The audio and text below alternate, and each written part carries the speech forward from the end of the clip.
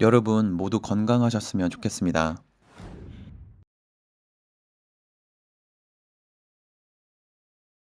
안녕하세요. 윤 팀장입니다. 첫 번째 영상 이후로 업로드가 좀 늦었네요. 죄송합니다. 저는 이제 22년 2월 2일 날짜로 해서 아버님 49제까지 마쳤습니다. 일단 이 영상을 보고 계시다면 당부드리고 싶은 게 60세 이상 어르신들은 경미한 감기 기운만 있더라도 반드시 코로나 검사를 받으시길 바랍니다.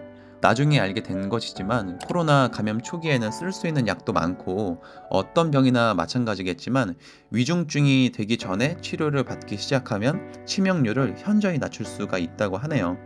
위중증으로 가는 순간부터는 바이러스가 폐를 공격하는 속도가 매우 빠르고요. 표현하자면 하루면 폐가 하얗게 변할 수 있습니다.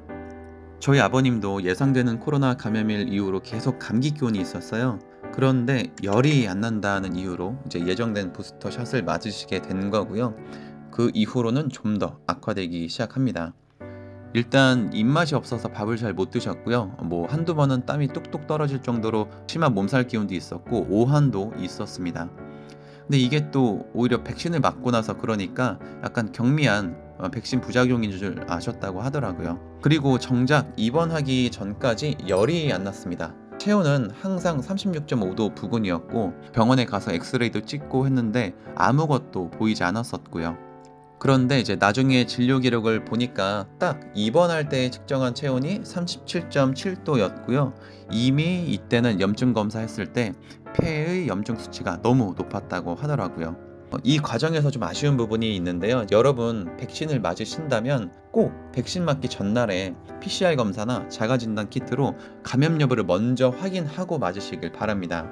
보신 것처럼 저희 아버님은 이미 감염된 상태였지만 열이 안 난다는 이유로 의사가 백신을 맞아도 된다고 해서 백신을 맞은 거거든요. 요즘 어딜 가든지 QR 체크인도 하고 중요하게 열 체크를 하잖아요. 그런데 코로나에 감염되었다고 해서 바로 열이 나는 건 아닌 것 같아요. 백신을 맞기 전에 확인하는 거, 아픈 데 없냐 물어보고 열이 나는지만 체크를 합니다. 근데 저는 이게 여전히 백신 접종 절차 상에 오류나 문제가 되지는 않는지 의문입니다.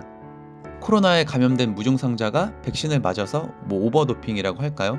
그렇게 되어서 급격히 안 좋아질 수도 있는 거잖아요. 저희 아버님도 그런 케이스가 아닐까 싶고요. 그러니 여러분, 우리가 백신을 몇 번 더 맞을지 모르겠지만 꼭 접종 전날에 PCR 검사나 뭐 신속 항원 검사, 자가진단 키트 등으로 검사를 하고 음성인 것을 확인하고 접종하시기를 당부드립니다. 조심해서 나쁠 건 없으니까요. 그리고 저희 아버님은 입원하자마자 기관 삽관을 했다고 말씀을 드렸죠. 그런데도 계속 산소 포화도가 떨어져서 입원한 지 22시간 만에 에크모를 달게 되었습니다.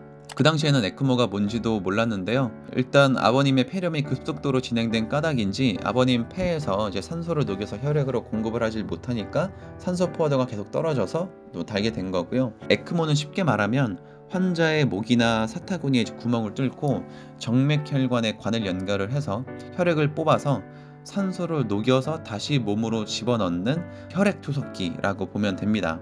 환자 입장으로는 아주 불편하고 고통스럽다고 하네요. 이 에크모는 그야말로 이제 환자의 폐나 심장이 제 기능을 못할 때 사용하는 것이고요. 낫게 하는 치료는 아니고 연명 치료의 일환이라고 보시면 됩니다. 이 에크모로 이제 생명을 이어가면서 결국 약물과 자가 면역으로 코로나를 이겨내야 하는 것이죠. 에크모는 이제 폐가 회복하는 시간을 번다는 측면에서는 좋은 영향을 주지만 장기적으로 사용하면 폐혈증에 노출될 위험이 높아진다고 합니다. 소생 가능성이 높으면 아주 좋고 그렇지 않은 경우에는 장기적으로 사용하는 것이 오히려 독이 될 수 있겠습니다. 그리고 저희는 좀 운이 좋아서 바로 에크모 시술을 할 수 있었지만 실제로는 국내에 에크모가 있는 병원이나 시술할 수 있는 의료진이 많지는 않다고 하네요. 이렇게 아버님 상태가 급속도로 악화된 이유로 예상되는 게 있는데요. 사실 바로 기저질환입니다. 저희 아버님이 심하진 않지만 2019년부터 당뇨 관리를 했어야 하는데요. 정말로 식단 조절을 잘해서 당 관리를 잘 하고 계셨습니다. 공복 혈당의 정상 수치가 100mg/dL 미만인데 이제 관리하시기 전에는 공복 혈당이 한 120에서 140 정도였다가 관리한 이후로는 항상 7, 80 정도로 잘 관리를 하셨습니다. 그리고 19년에 뭐 중풍, 뇌졸중이죠. 이게 약하게 와서 입원 치료했던 이력도 있었고요. 20년에는 이제 위암을 초기에 발견해서 수술을 했고 전이 없이 잘 회복한 상태였습니다. 이후에 이제 아버님은 정말 뭐 다른 사람처럼 식단 조절도 잘하고 금주하면서 관리를 잘 해오셨지만 뭐 아무래도 이런 기저질환에 영향이 분명히 있었겠죠. 그리고 일단 입원 기간 동안은 당연히 바이러스 전염 가능성이 있어서 병문안을 하거나 뭐 면회하는 건 안 됩니다. 저희 아버님이 입원했던 병원의 경우에는 2-3일에 한 번씩 그래도 꼬박꼬박 간호사나 담당 교수님이 저희 어머님께 전화를 주셔서 치료 상황을 상세히 알려주셨습니다. 제가 코로나 위중증 환자 보호자 오픈 채팅방에 들어가 있는데요. 이제 보니까 다른 보호자분들 중에는 연락이 거의 없어서 답답하다는 분도 많이 계신 것 같더라고요. 그리고 저희 아버님 입원 소식을 듣고 걱정이 되는 친인척분들, 뭐 아버님 지인들로부터 연락이 자주 왔었는데 환자 보호자들도 치료 상황을 매일 듣는 것도 아니어서 많이 답답하거든요. 좋아졌다, 나빠졌다 이런 소식이 있으면 먼저 알려드릴 텐데 뭐 걱정된다고 너무 자주 전화를 하시면 응대하는 보호자분들도 많이 힘들 거거든요. 더 걱정하고 있을 환자 보호자분들을 위해서 너무 자주 연락하시는 건 자제하시는 게 좋을 것 같습니다. 아버님이 이제 입원한 지 4-5일 정도 되었을 때쯤 저희 형이 이제 아버지 빨리 나으시라고 편지를 써서 병원에 전달했고 간호사분이 읽어 주셨다고 하더라고요. 저는 이제 이런 걸 더 자주 보내드렸으면 어땠을까 하는 아쉬움이 있기도 하네요. 그리고 오픈 채팅방에 보니까 이제 환자 가족분들이 음성을 녹음해서 계속 틀어줄 수 있게 녹음기를 택배로 보내시는 분들도 계신 것 같던데 이거 아주 좋은 방법 같아요. 환자 본인의 이제 의지나 정신력에 도움이 되어서 병을 이기는 데 큰 힘이 될 것 같습니다. 아버님 입원 5일째쯤에 간호사에게서 갑자기 연락이 왔는데요. 아버지가 연명치료 더 이상 안 하고 유서를 쓰겠다고 손짓 발짓으로 의사를 표시했다고 하더라고요.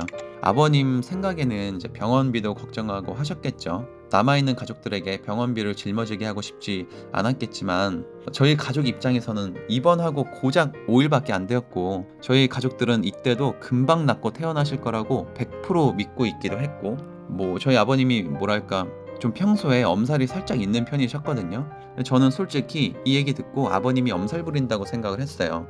그래서 이제 어머님이 간호사분께 가족들과 은연된 것 없다. 치료는 끝까지 할 거고 이건 연명치료가 아니라 코로나 치료하는 거다라고 꼭 알려주세요. 이렇게 전달을 했고 치료를 계속 이어갔습니다. 다음 영상으로 이어서 치료비, 임종, 장례 절차, 보상금 등의 내용 올려드리도록 하겠습니다.